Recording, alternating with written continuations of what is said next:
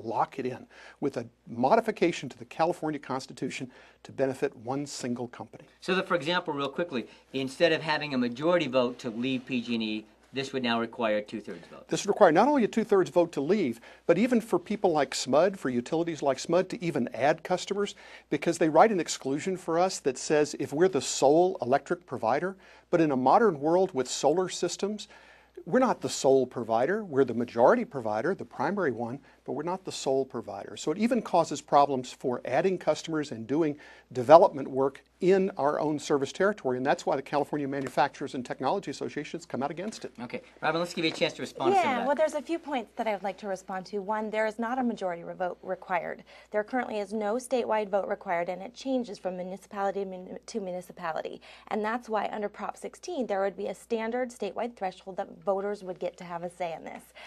Locally, here in Sacramento, there was only a vote because PG&E required that there be a vote. And in fact, the SMUD folks lost that vote by a 2/3 vote against their measure to expand. So we think that voters should have that choice.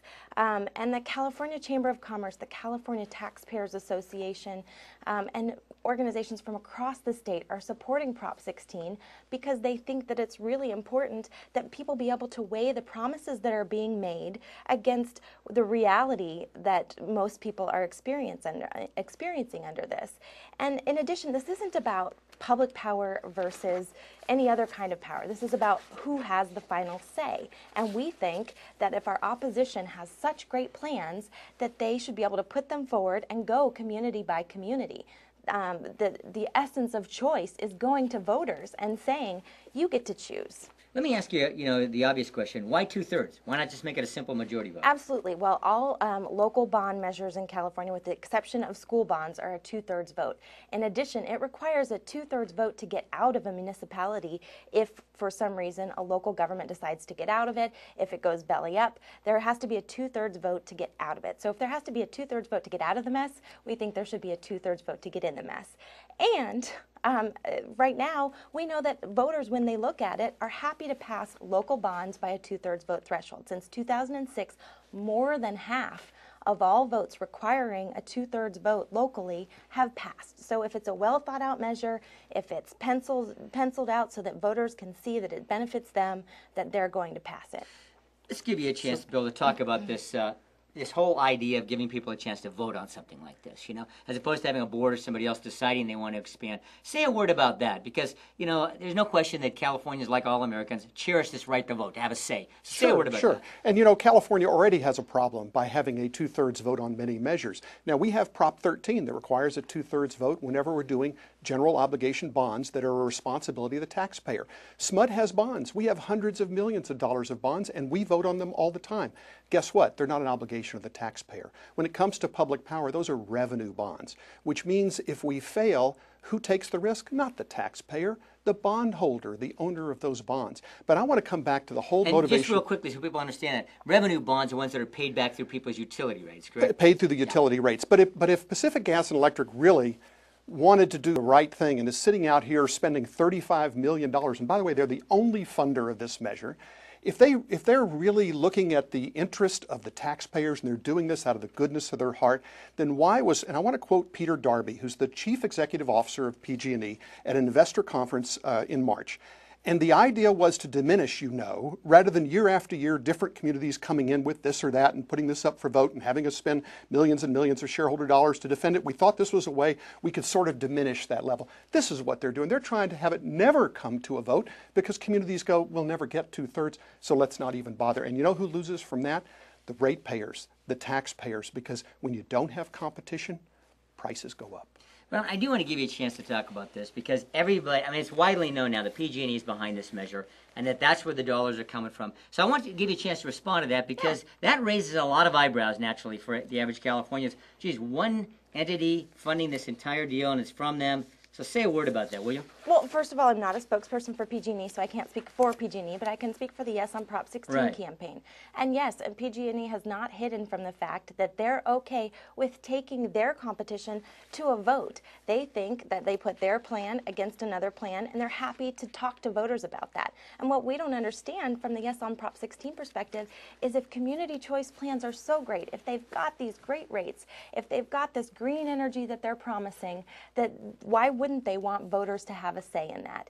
And one important point as well, there is a specific exemption, 9.5H, if you want me to quote statute, for all renewable energy in the initiative. So any assertion that renewable energy is going to be impacted is just false. In other words, we got to clarify that real simply, and let's not get too wonkish on it. I know. But if we can let people know that there is an exemption made for solar and wind power, correct? So people would not have to vote. Solar, wind, geothermal, you name it. So the entity could do what in order to include that power? It would not change from current law. So it would be no different than under current law. If you wanted to put a solar panel in your backyard, great. If you've already got some solar panels that are generating electricity, great. But there are express exemptions moving from this point forward that Prop 16 would not apply to renewable energy, and you can read it in the text yourself. So let's talk about that a second, because this whole green energy thing has become a big deal now. Solar, wind, everybody talking about that, and other sources. Right. Say a word about that. Well, the fact is that this measure is really anti-job and anti-economic development because it restricts about a third of the power in California comes from municipal power. And the way this thing is worded, unless you're the sole electric provider, and that means there's no one generating solar power in your territory and delivering it to anybody else, sole electric provider, unless you are the sole provider, you have to get a 2/3 vote before you even add a customer. In the Sacramento area, we have a huge infill project called the rail yards.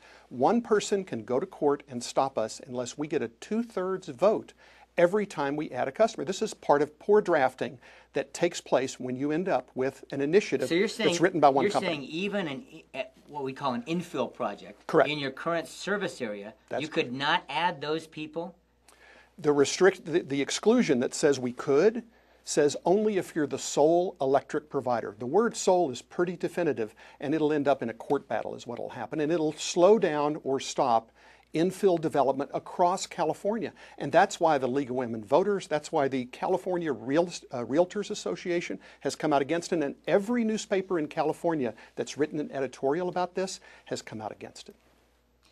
All right, well, so let's just kind of wrap this up for people. It's pretty clear. I think the lines are drawn pretty starkly on this. Raman, I want to give you a chance. 30-minute summary. Tell the average Californian why should they vote for Prop 16? Well, it's really quite simple. If you trust the voters to make decisions in their own best interest, we think you should vote yes on Prop 16. Right now, cities and counties in California are $145 billion in debt.